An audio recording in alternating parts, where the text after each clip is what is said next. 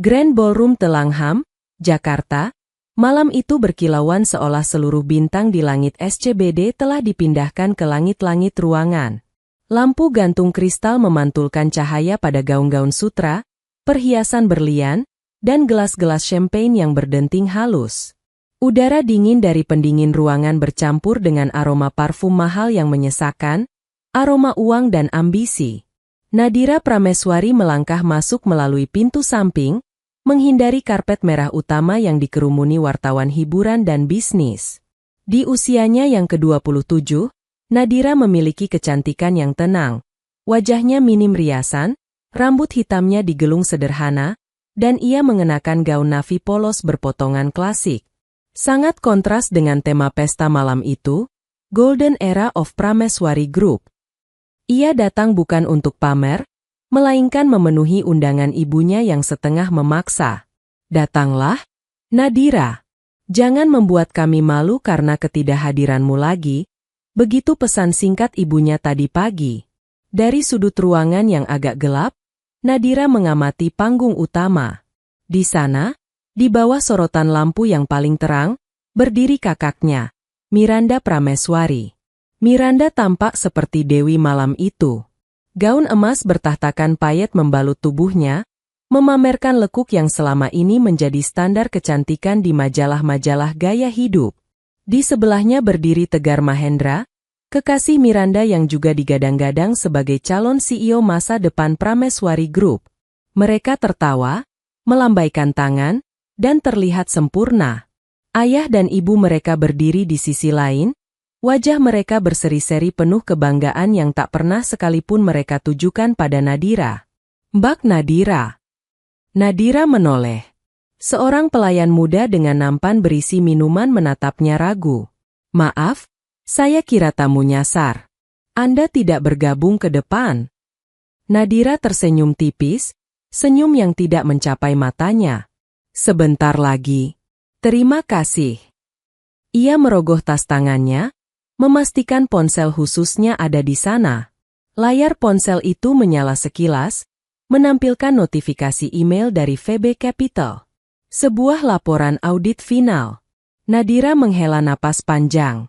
Tidak ada yang tahu bahwa wanita, biasa, yang berdiri di pojok ruangan ini adalah figur hantu di balik perusahaan investasi raksasa yang baru saja menyuntikkan dana darurat ke pasar saham Asia Tenggara.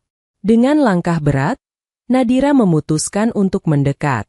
Ia harus melakukannya.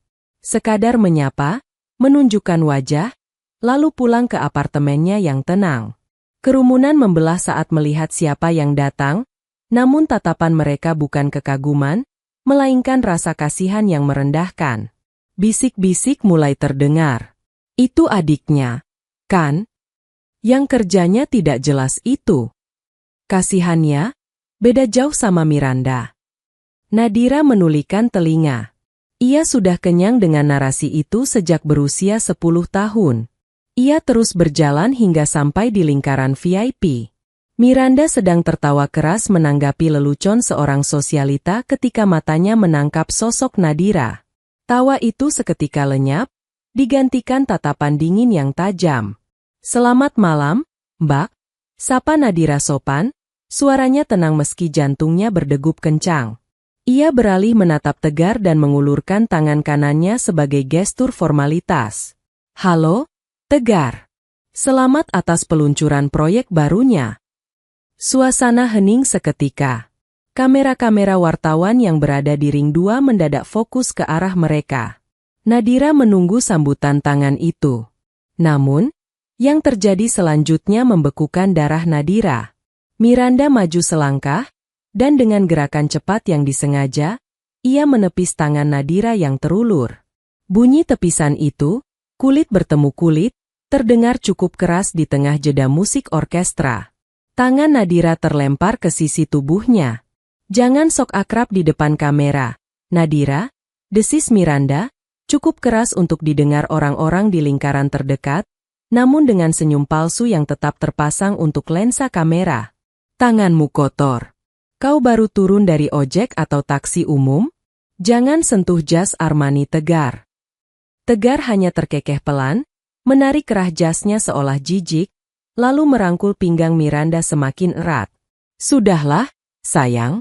Mungkin dia cuma mau minta jatah kue sisa. Beberapa tamu di sekitar mereka tertawa kecil, menutup mulut dengan tangan mereka yang berhias cincin mahal. Wajah Nadira memanas, bukan karena malu pada dirinya sendiri, tapi karena rasa tidak percaya. Di depan ratusan elit Jakarta, kakaknya baru saja memperlakukannya seperti pengemis. Ayah mereka, Pak Prameswari, hanya melirik sekilas lalu membuang muka, kembali berbincang dengan rekan bisnisnya seolah insiden itu tidak terjadi. Nadira menarik tangannya perlahan. Ia tidak menangis. Ia tidak marah meledak-ledak. Ia hanya menatap Miranda tepat di manik matanya. Dalam diam, Nadira melihat ketakutan di balik arogansi kakaknya, ketakutan seseorang yang membangun istana di atas pasir.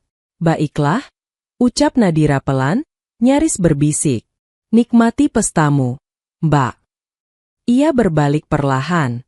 Di dalam tasnya, ponselnya kembali bergetar. Sebuah pesan masuk dari Arif Santosa, perwakilan publik VB Capital. Isi pesan, Bu Nadira, saya sudah di lobi. Apakah kita eksekusi malam ini? Nadira berjalan menjauh dari sorotan lampu, kembali ke bayang-bayang.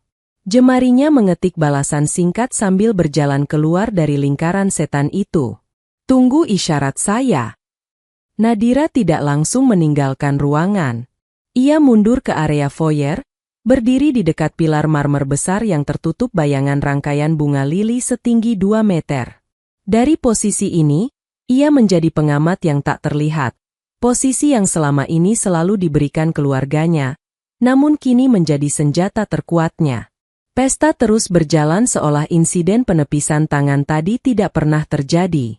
Musik jazz kembali mengalun, gelas-gelas kembali berdenting, dan tawa renyah para sosialita kembali memenuhi udara.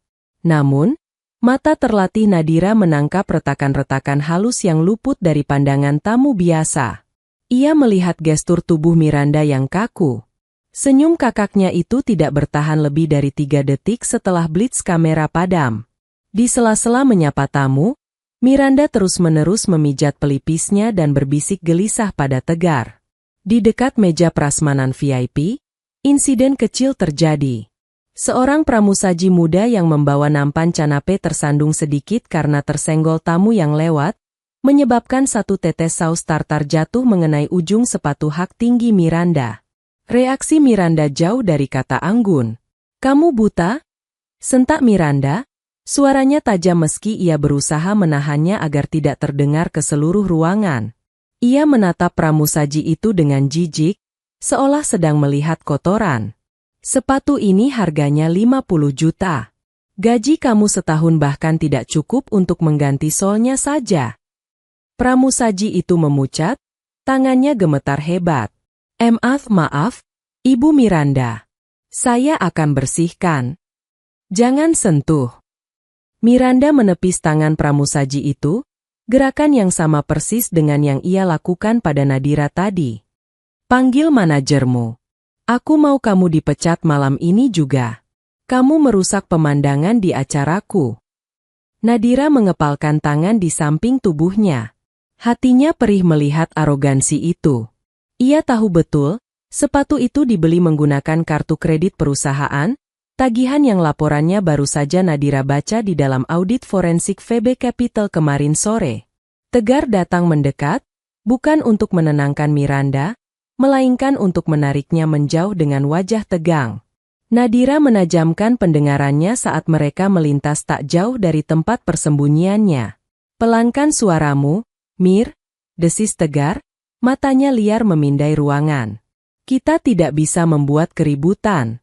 Perwakilan VB Capital dijadwalkan datang 10 menit lagi. Kalau mereka melihat drama murahan ini, kesepakatan suntikan dana itu bisa batal." "Aku stres, Tegar," balas Miranda setengah berbisik, namun nadanya penuh panik. "Pihak vendor dekorasi baru saja menelpon, cek yang kamu tulis kemarin tertolak. Saldo di rekening operasional kosong. Kalau dana dari VB Capital tidak cair malam ini, Besok pagi berita kebangkrutan kita akan jadi headline. Tenanglah. Arif Santosa sudah konfirmasi hadir. Ujar Tegar mencoba meyakinkan, meski keringat dingin terlihat di dahinya. Begitu dia tanda tangan kontrak di atas panggung nanti, dana cair. Kita selamat. Hutang vendor, cicilan supercar, semuanya beres. Nadira tersenyum miris. Mereka benar-benar tidak tahu. Mereka berpikir VB Capital adalah malaikat penolong yang bodoh. Mereka tidak sadar bahwa selama 6 bulan terakhir, malaikat yang menahan kapal karam mereka agar tidak langsung tenggelam adalah adik yang baru saja mereka hina. Nadiralah yang menyetujui pembelian obligasi darurat perusahaan Miranda secara anonim, berharap kakaknya akan sadar dan memperbaiki manajemen. Namun, data berkata lain. Dana itu justru dipakai untuk membiayai pesta malam ini dan liburan mewah ke Eropa bulan lalu. Ponsel Nadira bergetar lagi. Saya sudah di pintu masuk VIP, Bu Nadira, pesan dari Arif Santosa. Nadira merapikan gaunnya. Wajahnya kini berubah. Tidak ada lagi adik yang terluka. Yang ada hanyalah pimpinan tertinggi sebuah firma investasi yang memegang nasib ratusan orang. Ia berjalan pelan menuju pintu samping yang terhubung ke koridor sepi, tempat ia janjian bertemu dengan tangan kanannya. Di koridor yang sunyi itu, seorang pria parubaya dengan setelan jas abu-abu rapi sudah menunggu. Arif Santosa, sosok yang disegani di Bursa Efek Jakarta, membungkuk hormat begitu melihat Nadira. Sebuah kontras yang ironis dibandingkan perlakuan keluarga kandung Nadira sendiri. Selamat malam, Bu Nadira, sapa Arif santun. Semua berkas sudah siap. Data penyelewengan dana, bukti penggelapan pajak yang dilakukan Pak Tegar, dan laporan utang fiktif. Arif menyerahkan sebuah tablet tipis. Nadira menyapu layarnya dengan cepat. Angka-angka merah mendominasi laporan keuangan perusahaan Miranda. Mereka mengharapkan Anda naik ke panggung untuk menyelamatkan mereka, Pak Arif, kata Nadira datar, matanya masih terpaku pada layar. Instruksi Anda, Bu? Tanya Arif. Apakah kita batalkan sekarang dan pergi? Nadira menatap pintu ganda ballroom di ujung koridor.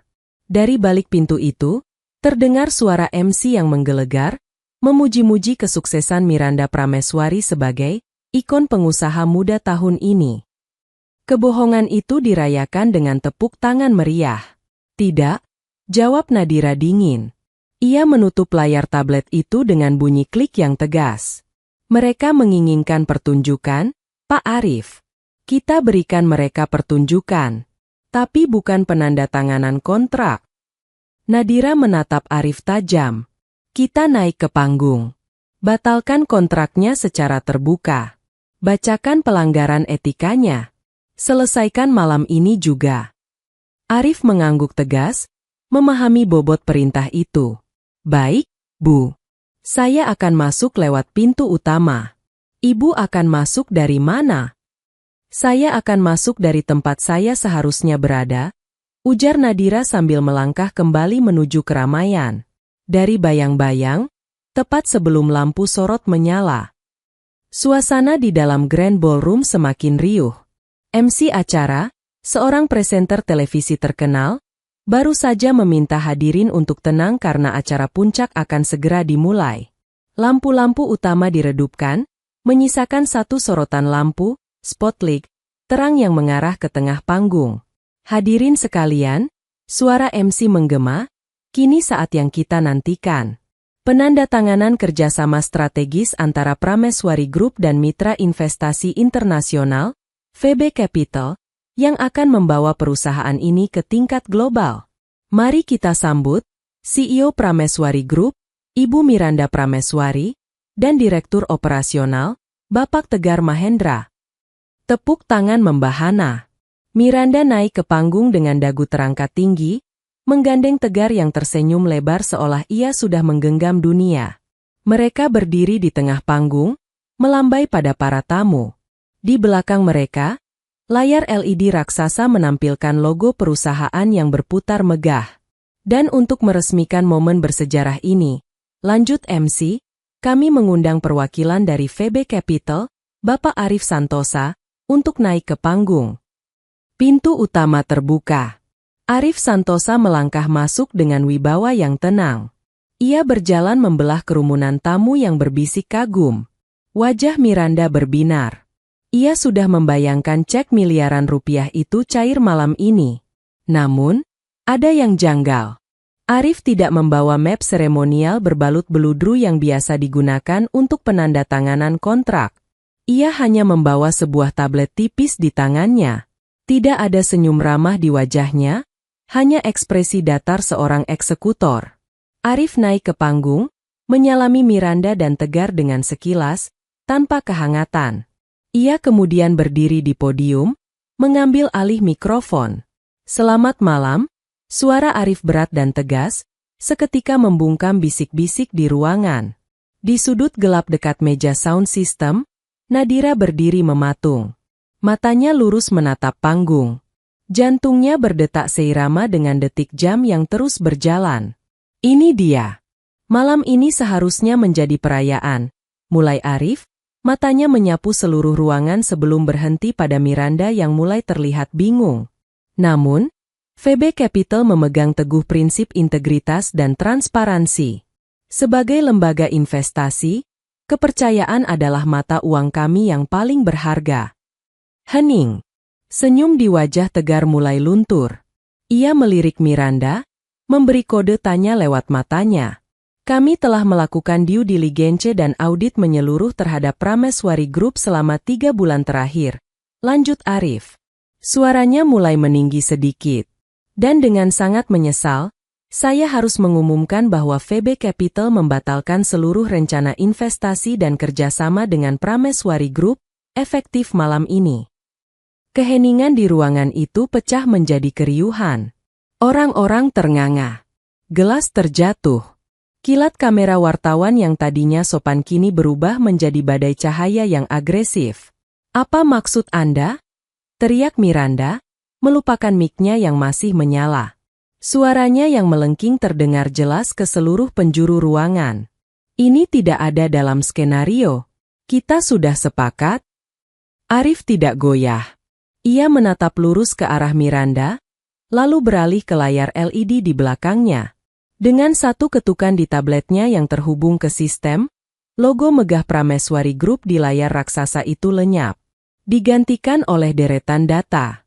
Tabel neraca keuangan. Pembatalan ini didasarkan pada temuan pelanggaran etika berat. Suara Arif lantang mengatasi keriuhan. Manipulasi laporan keuangan tahunan. Penggunaan dana perusahaan untuk kepentingan pribadi direksi senilai 20 miliar rupiah dalam 6 bulan terakhir. Serta tunggakan vendor yang disembunyikan dalam pembukuan ganda. Angka-angka di layar itu terpampang nyata. Merah. Semuanya merah. Bohong, teriak Tegar, wajahnya merah padam. Ia maju hendak merebut mikrofon Arif, tapi 2 petugas keamanan bertubuh kekar, yang disewa Nadira diam-diam, langsung naik ke panggung dan menghalanginya. Matikan layarnya. Ini fitnah. Ini bukan fitnah, Pak Tegar, potong Arif tenang. Ini fakta audit. Dan keputusan ini bukan wewenang saya semata. Arif menarik napas, lalu mengucapkan kalimat yang menjadi kunci segalanya. Keputusan ini diambil langsung oleh pemilik mayoritas dan komisaris utama VB Capital. Miranda terbelalak, napasnya memburu. Siapa? Siapa orang yang berani menghancurkan acaraku? Panggil dia ke sini, biar aku bicara padanya. Arif menoleh perlahan ke arah sisi kiri panggung, ke arah bayang-bayang di mana Nadira berdiri. Beliau ada di sini, kata Arif. Semua kepala menoleh mengikuti arah pandang Arif. Lampu sorot utama bergerak, meninggalkan panggung yang kacau, menyapu kegelapan di sudut ruangan, dan berhenti tepat di satu sosok. Cahaya putih terang itu jatuh pada Nadira. Wanita yang tadi diusir.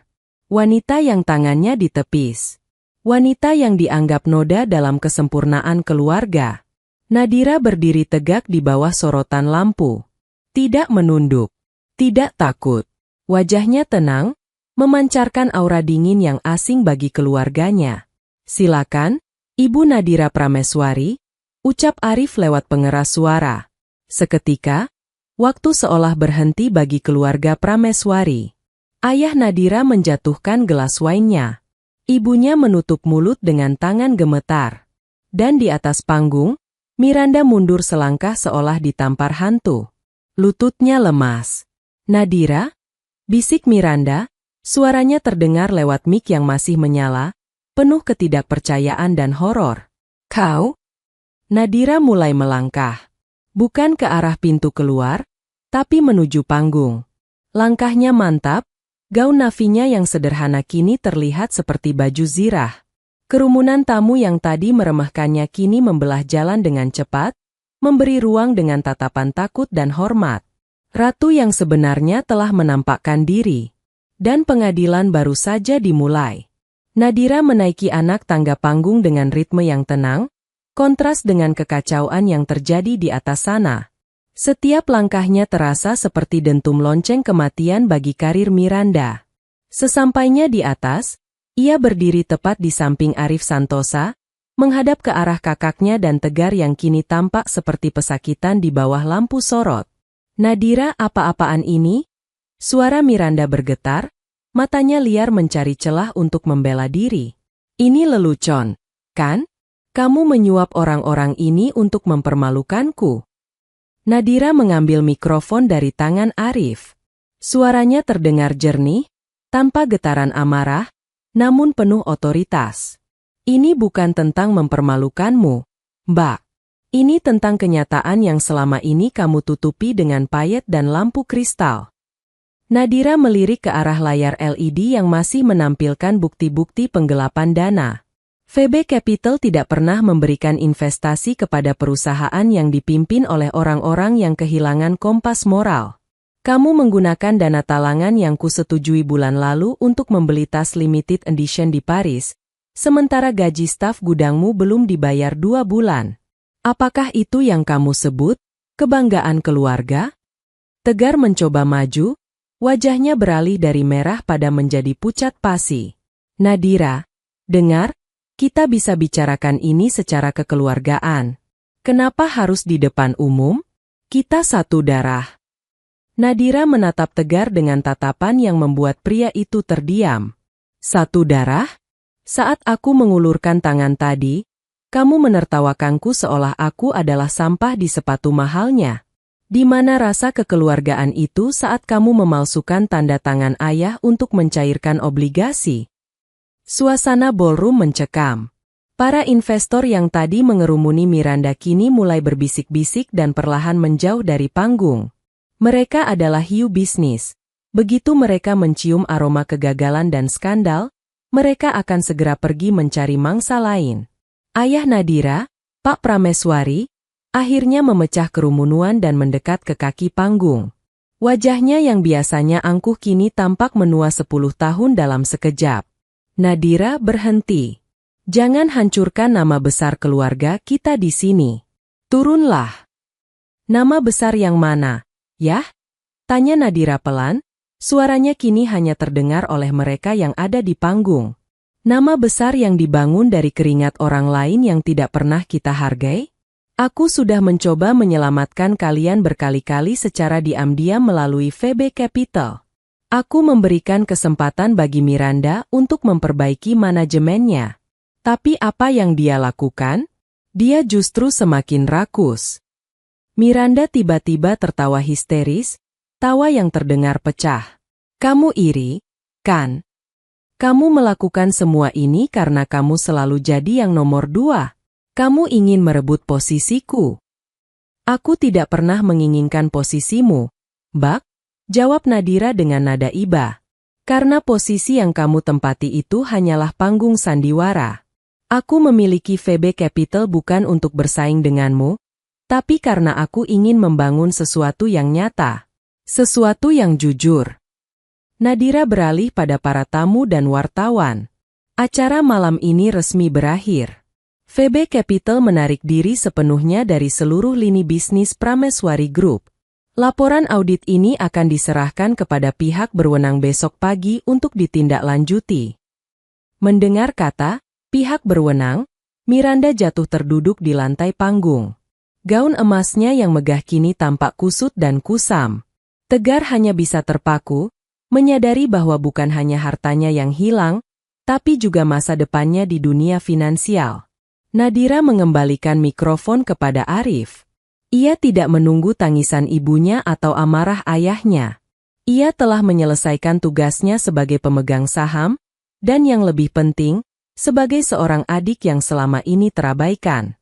Ia berjalan menuruni panggung. Kali ini, ia tidak lewat pintu samping. Ia berjalan lurus melewati pintu utama, melewati barisan wartawan yang berebut mengambil fotonya, dan keluar menuju udara malam Jakarta yang panas. Di luar, mobil hitam sederhana sudah menunggunya. Sebelum masuk, ia menarik napas dalam-dalam. Udara malam itu terasa berbeda, terasa lebih ringan. Beban untuk menjadi bayang-bayang telah lepas, tertinggal di dalam ruangan penuh kebohongan itu. Keesokan harinya, Jakarta terbangun dengan berita utama yang mengguncang jagat bisnis dan sosialita.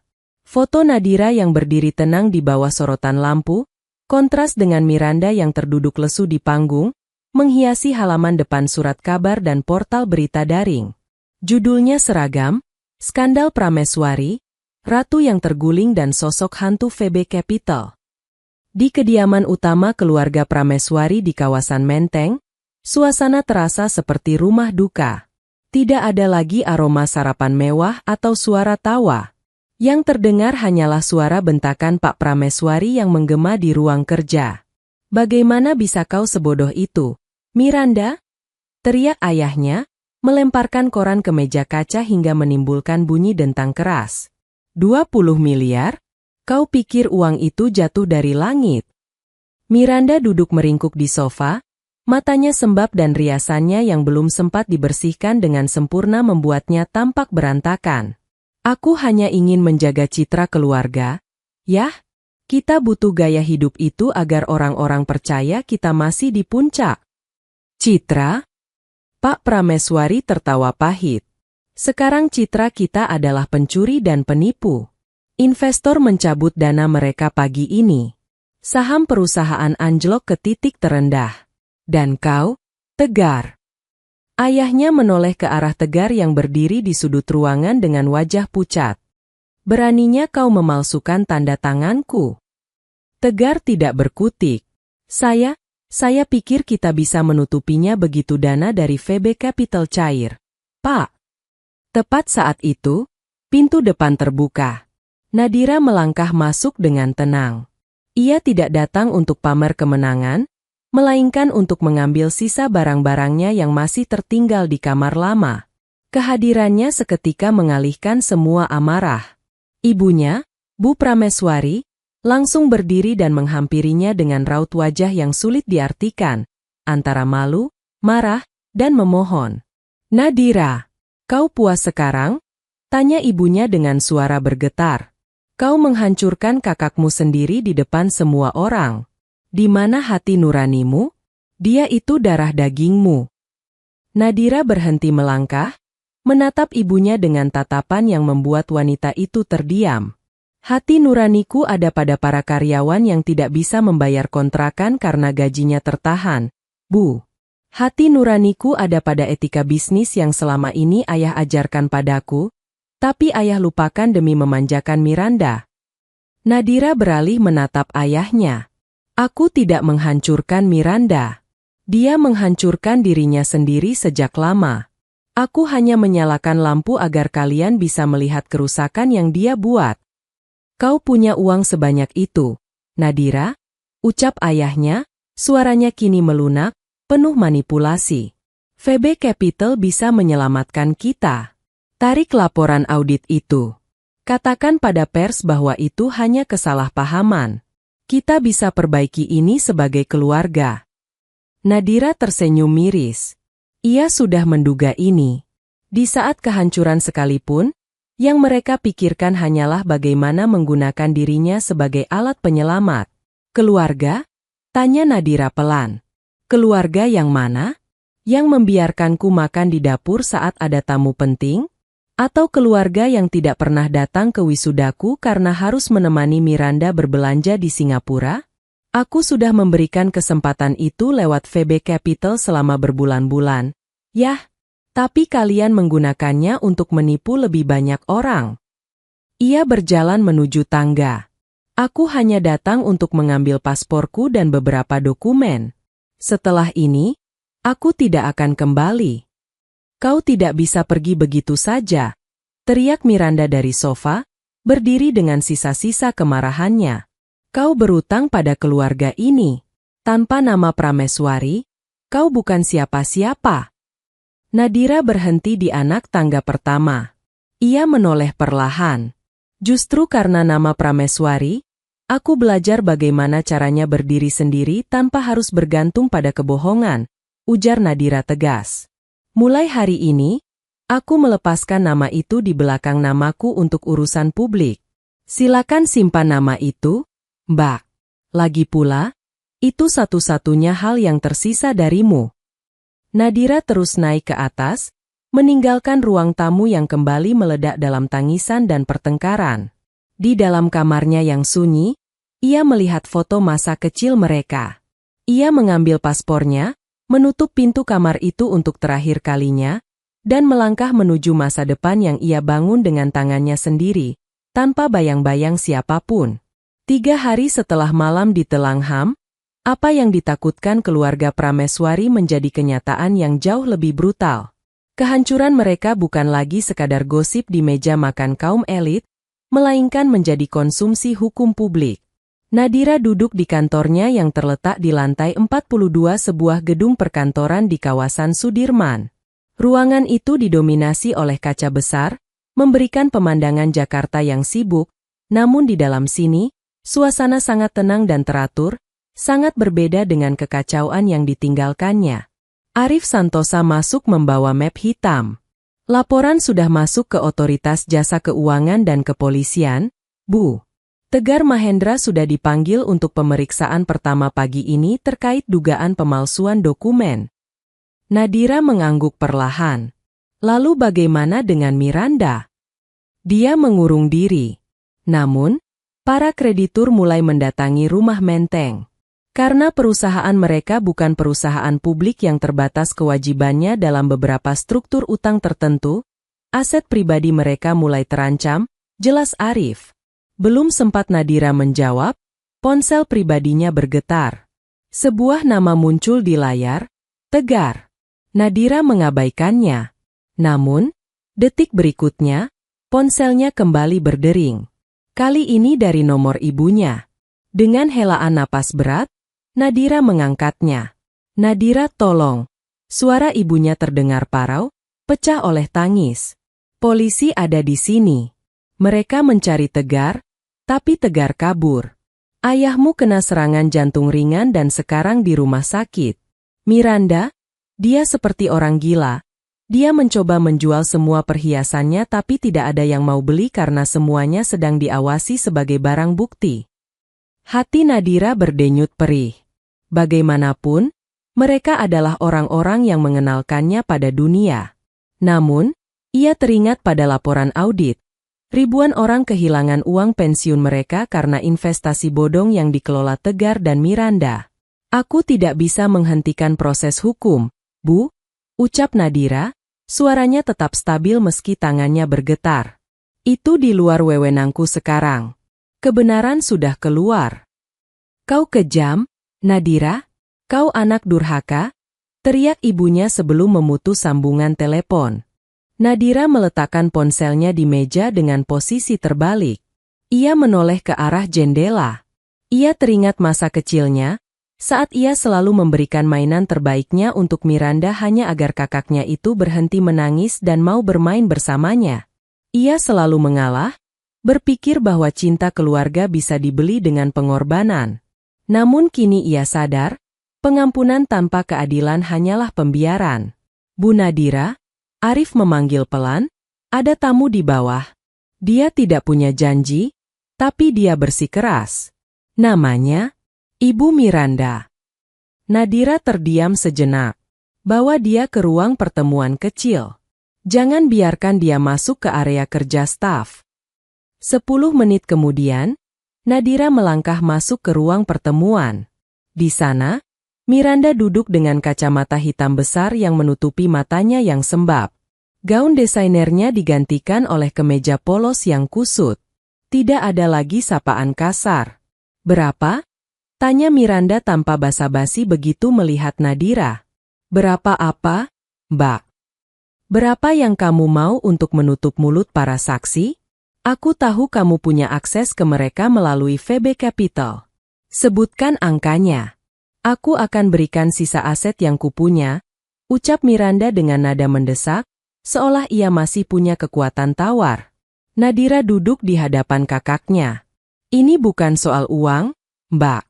Ini soal tanggung jawab. Kau tidak bisa terus-menerus membeli jalan keluar dari kesalahan yang kau buat sendiri." Miranda melepas kacamata hitamnya, menatap Nadira dengan kebencian murni. "Kau pikir kau suci? Kau hanya beruntung bisa membangun perusahaan rahasia ini. Kau menggunakan informasi dari pergaulan keluarga untuk memperkaya dirimu sendiri.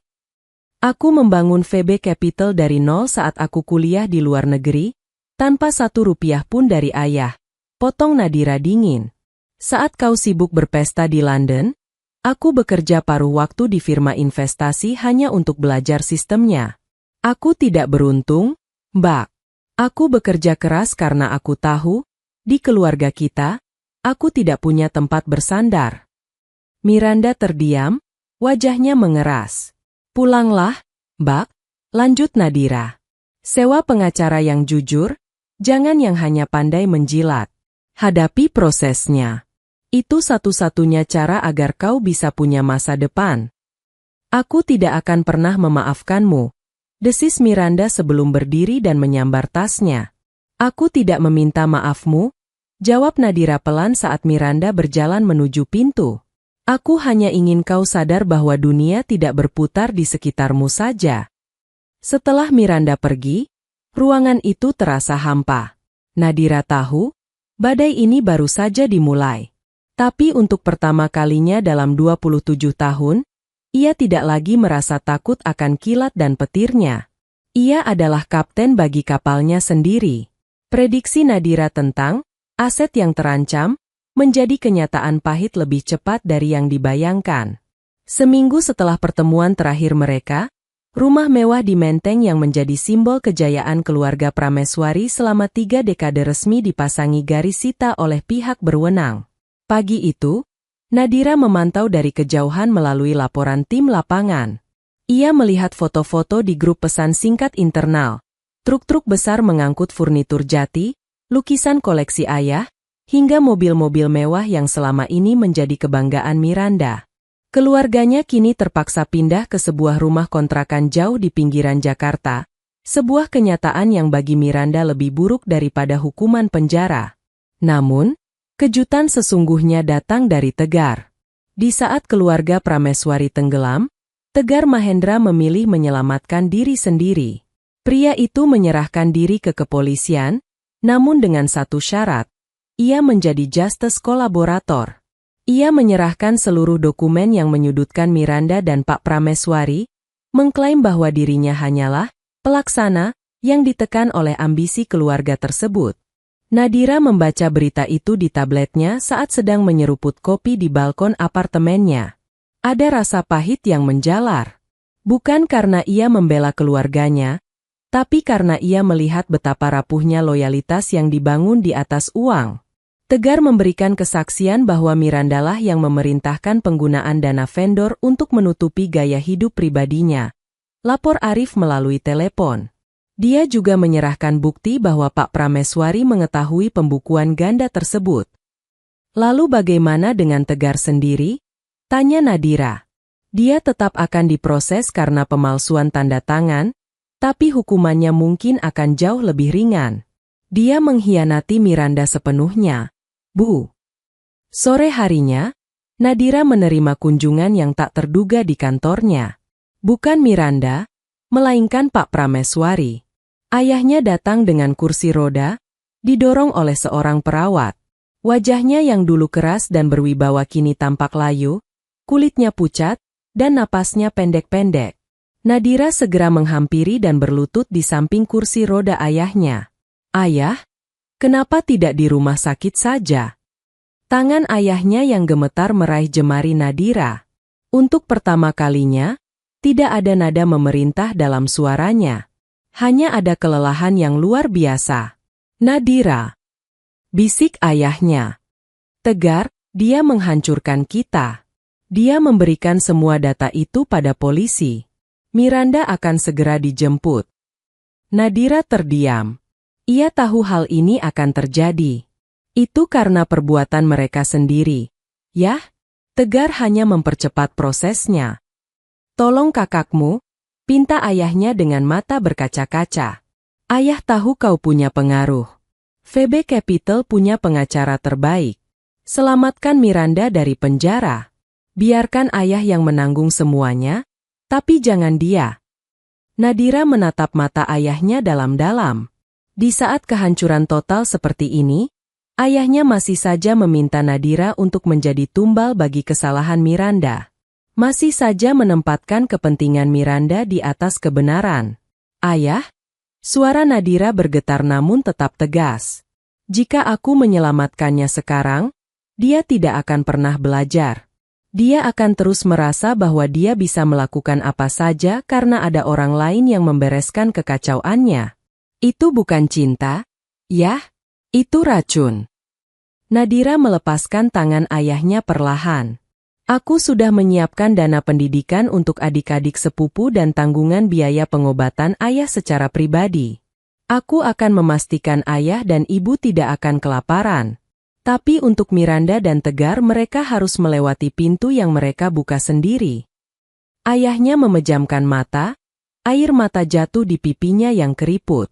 Ia menyadari bahwa putri yang selama ini ia abaikan adalah satu-satunya yang masih memiliki integritas, sementara putri yang ia puja telah menjadi monster yang menghancurkan dirinya sendiri. "Kau benar," bisik ayahnya lirih. "Kami yang salah mendidiknya. Kami yang membuatnya jadi seperti itu." Saat kursi roda ayahnya didorong keluar dari ruangan, Nadira berdiri mematung di tengah ruangan yang luas itu. Ia merasa sedih, tapi anehnya, ia juga merasa bebas. Satu persatu ikatan beracun itu mulai terlepas, meskipun caranya sangat menyakitkan. Malam itu, berita melaporkan bahwa Miranda Prameswari resmi ditahan sebagai tersangka penipuan dan pencucian uang. Foto Miranda yang menutupi wajahnya dengan jaket saat digiring masuk ke mobil polisi menjadi penutup babak kejayaan keluarga Prameswari yang semu. Suasana di rumah tahanan wanita itu jauh dari apapun yang pernah dibayangkan Miranda Prameswari. Tidak ada aroma lilin aromaterapi, tidak ada spray sutra, yang ada hanyalah aroma pembersih lantai murahan yang bercampur dengan udara pengap. Miranda duduk di atas dipan tipis, menatap dinding semen yang mengelupas dengan pandangan kosong. 2 minggu telah berlalu sejak malam penangkapannya. Rambutnya yang biasanya dirawat di salon terbaik kini tampak kusam dan berantakan. Ia mengenakan seragam oranye yang terasa kasar di kulitnya yang sensitif. "Miranda Prameswari, ada kunjungan?" seru seorang petugas. Jantung Miranda berdegup kencang. Ia berharap itu adalah pengacaranya yang membawa berita tentang penangguhan penahanan, atau mungkin ibunya. Namun, saat ia melangkah ke ruang kunjungan yang disekat kaca, sosok yang duduk di sana adalah orang terakhir yang ingin ia lihat. Nadira. Nadira duduk dengan tenang, mengenakan kemeja putih sederhana. Ia meletakkan sebuah tas kecil di atas meja. Miranda duduk di seberangnya, meraih gagang telepon komunikasi dengan tangan gemetar. "Mau apa kau ke sini? Mau menertawakanku?" desis Miranda tajam melalui telepon. "Puas melihatku seperti ini?" Nadira menatap kakaknya tanpa ekspresi kemenangan.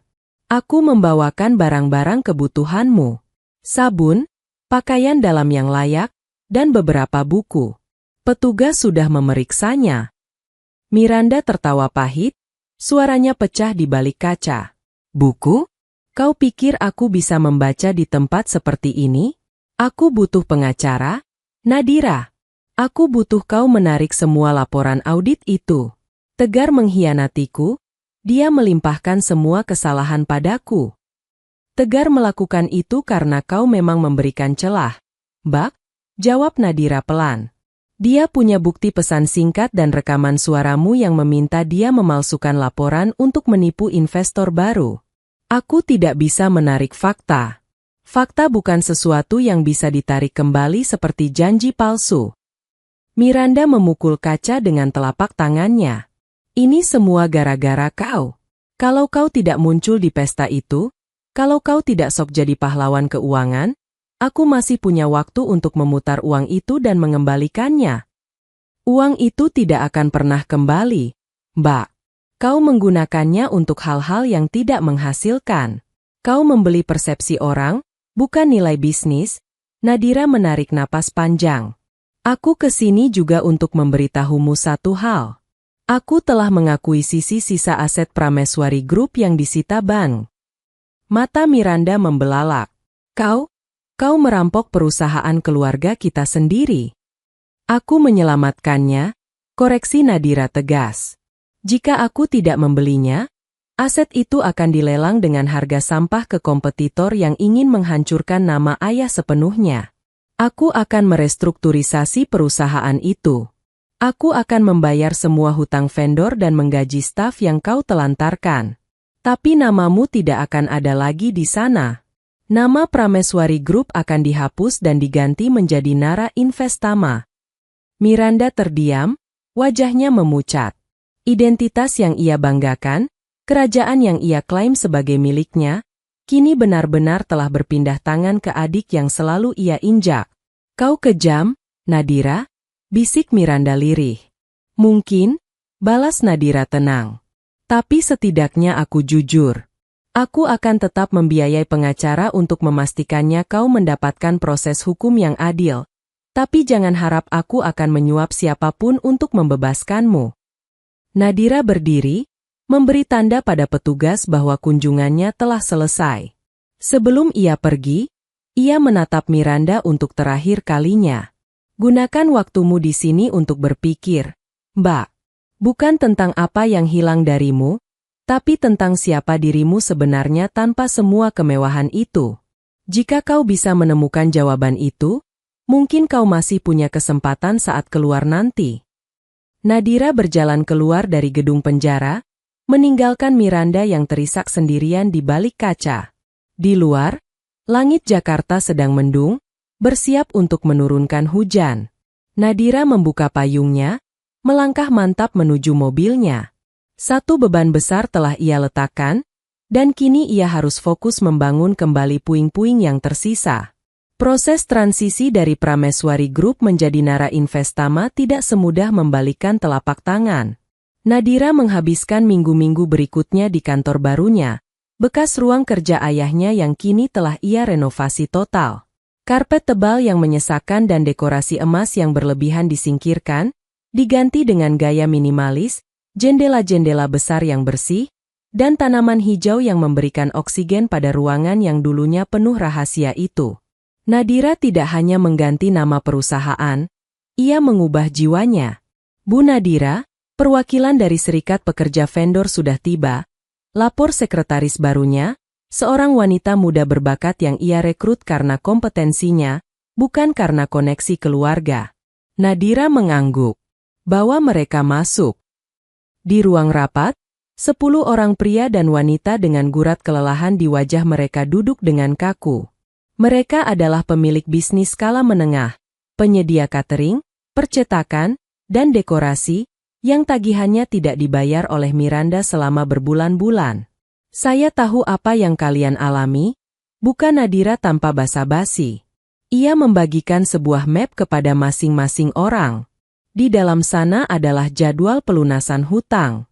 Nara Investama akan melunasi 50% tunggakan kalian dalam 7 hari kerja, dan sisanya akan dicicil dalam 3 bulan ke depan dengan bunga tambahan sebagai bentuk permintaan maaf kami. Ruangan itu hening sejenak, lalu riuh dengan napas lega. Salah satu vendor, Seorang pria tua yang hampir kehilangan bengkelnya, berkaca-kaca. Kami kira kami akan bangkrut bersama keluarga Prameswari, Bu. Keluarga itu sudah berakhir, jawab Nadira tenang. Kini, kita bicara soal kemitraan yang sehat. Di sisi lain kota, di sebuah kontrakan sederhana di pinggiran Jakarta Selatan, Bu Prameswari duduk melamun. Tidak ada lagi pelayan yang membawakan teh Earl Grey di pagi hari. Ia harus belajar menyalakan kompor sendiri, mencuci piring, dan menghadapi kenyataan bahwa lingkaran sosialitanya telah memblokir nomor teleponnya. Tiba-tiba, pintu terbuka. Pak Prameswari pulang dari kontrol rumah sakit, dibantu oleh seorang perawat yang gajinya dibayar diam-diam oleh Nadira. "Bagaimana kabar Miranda?" tanya Bu Prameswari dengan suara lemah. Pak Prameswari menggeleng lesu. Sidang pertamanya minggu depan. Tegar akan menjadi saksi kunci. Dia benar-benar ingin menghancurkan anak kita agar dirinya sendiri selamat. Ini semua karena Nadira. Tangis Bu Prameswari pecah. Kalau saja dia tidak sesombong itu dengan perusahaannya, dia bisa membayar semua ini tanpa harus ada polisi. "Cukup, Bu," potong Pak Prameswari. Suaranya terdengar lebih berwibawa meski lemah. "Aku baru sadar saat di rumah sakit kemarin. Nadira tidak menghancurkan kita. Dia hanya berhenti menopang kebohongan kita. Selama ini kita hidup di atas pasir, dan kita memaksa Nadira untuk terus menggali agar kita tidak tenggelam. Dia berhak untuk berhenti." Mendengar itu, Bu Prameswari terdiam. Ada rasa malu yang mulai merayap di hatinya, sebuah perasaan yang selama ini ia kubur dalam-dalam di bawah tumpukan tas bermerek. Sementara itu, Nadira sedang berdiri di balkon kantornya, menatap kerlip lampu Jakarta. Ia merasa lelah, tapi itu adalah lelah yang memuaskan. Ia baru saja menyelesaikan rapat dengan tim audit untuk memastikan tidak ada lagi dana gelap yang tertinggal. Ia teringat satu hal yang ia temukan di laci meja kerja Miranda sebelum barang-barang disita. Sebuah buku harian. Di sana, Miranda menulis tentang rasa irinya pada kebebasan Nadira untuk menjadi biasa saja. Miranda merasa tertekan harus menjadi sempurna demi ambisi ayah. Nadira menyadari bahwa dalam tragedi ini, semua orang adalah korban dari ekspektasi yang salah, namun hanya dirinya yang berani memutus rantai itu. Ia mengambil ponselnya, lalu mengirim pesan singkat kepada ibunya. "Besok aku kirimkan bahan makanan dan beberapa vitamin untuk ayah. Istirahatlah, Bu." Tidak ada balasan, namun Nadira tahu pesan itu telah dibaca. Ia tidak mengharapkan ucapan terima kasih. Ia melakukan ini bukan untuk mendapatkan pengakuan, tapi karena itulah yang dilakukan oleh seseorang yang telah benar-benar bebas, memberi tanpa merasa berutang. Hari persidangan perdana Miranda Prameswari menjadi magnet bagi media nasional. Gedung Pengadilan Negeri Jakarta Pusat dipadati oleh kamera dan wartawan yang menunggu drama kejatuhan keluarga konglomerat tersebut. Nadira hadir, namun ia memilih duduk di barisan belakang, mengenakan kemeja abu-abu gelap dan kacamata hitam, berusaha tidak menarik perhatian. Di kursi pesakitan, Miranda tampak jauh berbeda. Ia terlihat rapuh, kehilangan sorot mata angkuh yang biasanya menjadi ciri khasnya. Namun, ketegangan sesungguhnya meledak saat Tegar Mahendra dihadirkan sebagai saksi. Tegar, dengan setelan jas yang tampak terlalu besar untuk tubuhnya yang kini mengurus, memberikan kesaksian dengan nada dingin. Ia membeberkan segalanya. Bagaimana Miranda menekan staf keuangan untuk memanipulasi angka, bagaimana ia secara sadar menggunakan dana investasi untuk menutupi hutang kartu kredit pribadinya, dan bagaimana Miranda memintanya memalsukan tanda tangan Pak Prameswari. "Saya hanya melakukan apa yang diminta oleh Ibu Miranda," ucap Tegar tanpa sedikit pun menoleh ke arah mantan kekasihnya itu. Dia adalah otak di balik semua alur penggunaan dana. Miranda tiba-tiba berdiri, wajahnya merah padam. "Penipu. Kau yang merencanakan semuanya. Kau yang bilang kita butuh rumah di Bali untuk menjaring investor baru." "Harap tenang, terdakwa. bentak hakim ketua sambil mengetuk palu. Nadira melihat pemandangan itu dengan rasa mual. Dua orang yang dulunya saling memuja, kini saling mencabik demi menyelamatkan diri masing-masing. Di barisan depan, ibunya menangis terisak-isak, sementara ayahnya hanya bisa menunduk, tak sanggup menatap pemandangan memuakan di depannya. Setelah sidang ditunda, suasana di koridor pengadilan menjadi kacau. Wartawan merangsek maju. Tegar dikawal ketat oleh petugas, sementara Miranda dibawa kembali ke ruang tahanan sementara. Nadira mencoba keluar melalui pintu samping, namun ia berpapasan dengan Tegar di area parkir khusus saksi. Tegar berhenti, menatap Nadira dengan tatapan memohon yang menjijikkan. "Nadira, kau lihat kan? Aku membantu proses ini. Aku bekerja sama," bisik Tegar. "Mungkin kau bisa memberiku posisi di Nara Investama? Aku tahu seluk-beluk bisnis keluargamu lebih baik dari siapapun." Nadira berhenti melangkah. Ia menatap Tegar dengan rasa muak yang tak lagi bisa disembunyikan. "Tegar, kau tahu apa perbedaan antara aku dan kau?" Tegar terdiam. "Aku membangun masa depan dari kejujuran, sementara kau mencoba membangunnya di atas pengkhianatan orang-orang yang pernah kau cintai." Suara Nadira rendah namun tajam. "Jangan pernah sebut namaku atau perusahaanku lagi. Kau tidak lebih baik dari apa yang kau tuduhkan pada Miranda." Nadira meninggalkan Tegar yang terpaku di sana. Ia berjalan menuju mobilnya, di mana Arif sudah menunggu. "Bagaimana, Bu?" tanya Arif.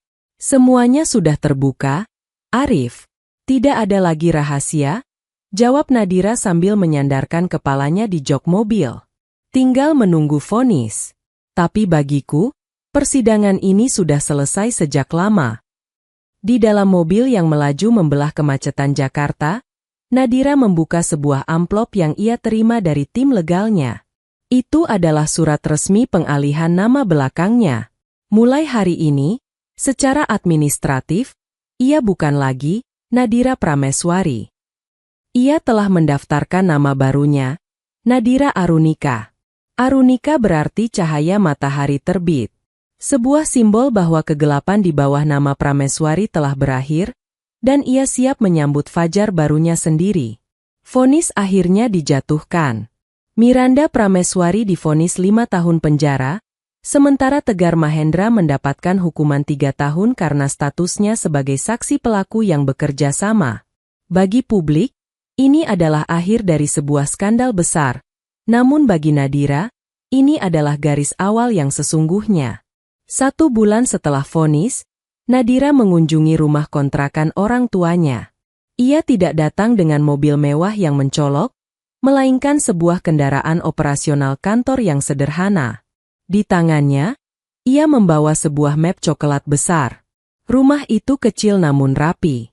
Ibunya sedang menyiram tanaman di teras sempit, sementara ayahnya duduk di kursi roda dekat jendela, menatap jalanan kompleks yang sepi. "Aku membawakan surat-surat ini, ya?" ujar Nadira setelah mencium tangan kedua orang tuanya.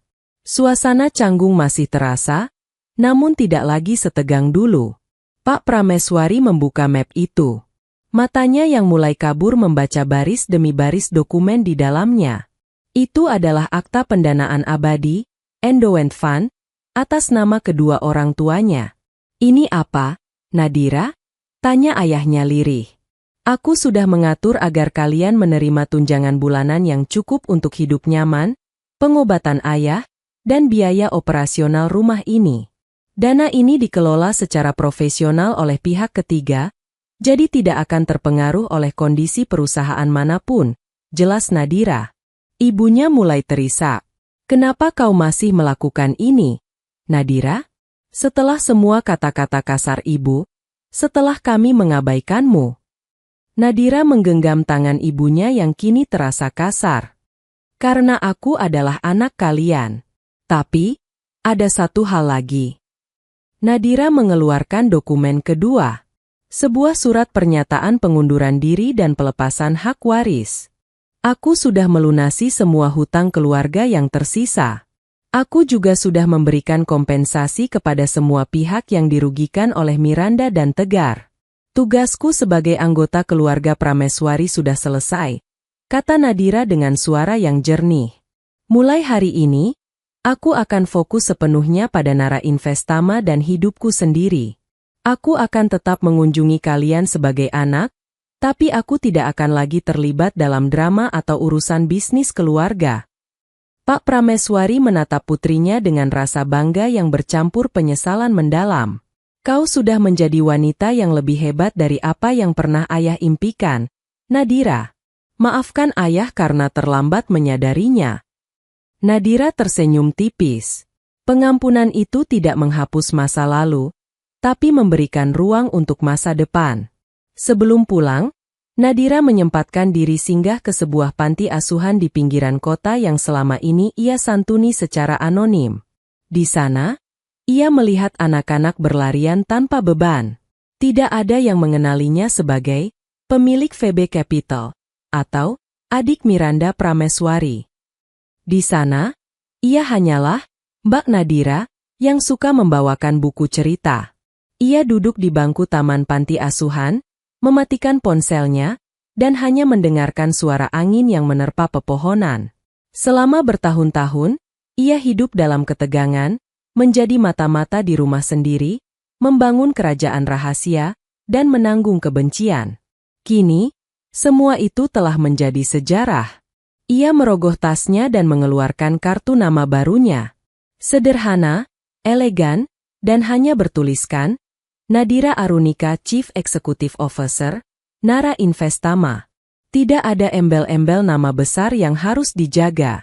Tidak ada kebohongan yang harus ditutupi. Ia merasakan kepuasan yang belum pernah ia rasakan sebelumnya. Rasa memiliki dirinya sendiri secara utuh. Namun, di tengah ketenangan itu, ia tahu bahwa tantangan sesungguhnya baru saja dimulai. Membangun kembali reputasi dari nol di tengah skeptisisme dunia bisnis Jakarta adalah ujian berikutnya. Dan ia sudah siap. Setahun telah berlalu sejak badai yang meruntuhkan nama Prameswari. Jakarta masih sama, sibuk, berisik, dan penuh ambisi. Namun bagi Nadira Arunika, dunianya telah bertransformasi sepenuhnya.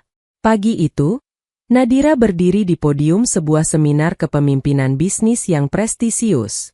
Ruangan itu dipenuhi oleh para pengusaha muda, investor, dan mahasiswa yang menatapnya dengan kekaguman yang tulus.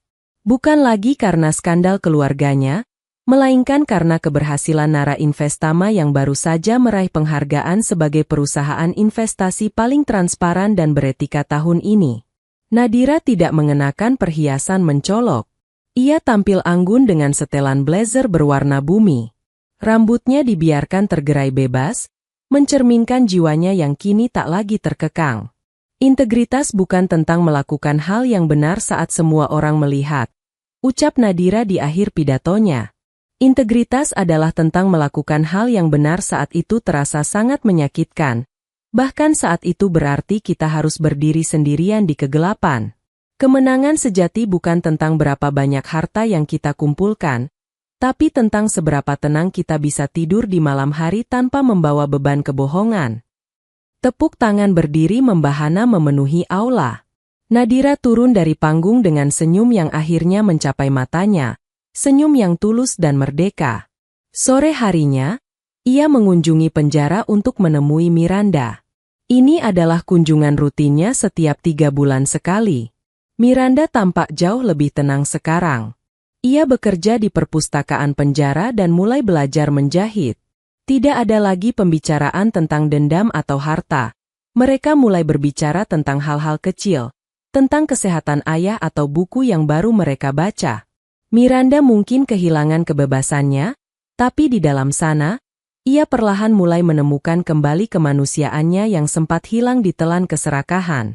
Sebelum kembali ke kantor, Nadira meminta sopirnya berhenti di sebuah taman kota yang baru saja selesai direnovasi oleh dana CSR perusahaannya.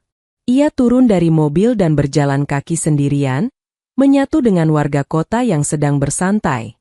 Ia melihat seorang ibu yang sedang mengajari anaknya berjalan, Melihat anak-anak muda yang berdiskusi penuh semangat, dan para pekerja yang pulang dengan wajah lelah namun tenang.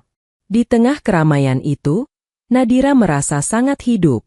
Ia telah membuktikan bahwa seorang wanita bisa bangkit dari puing-puing pengkhianatan keluarga, membangun jalannya sendiri tanpa harus menjadi kejam, dan tetap memiliki hati yang lembut untuk memberi. Ia merogoh ponselnya dan melihat foto yang baru dikirimkan ibunya, ayah yang sedang tersenyum di taman rumah kontrakan mereka, memegang majalah bisnis yang menampilkan profil Nadira di sampulnya. Di bawah foto itu, ibunya menulis, "Kami bangga padamu, Nadira. Terima kasih karena telah mengajarkan kami cara hidup yang benar." Nadira menarik napas dalam-dalam, menghirup udara sore yang segar. Ia tidak lagi menjadi bayang-bayang. Ia adalah cahaya itu sendiri, Arunika yang telah terbit sepenuhnya.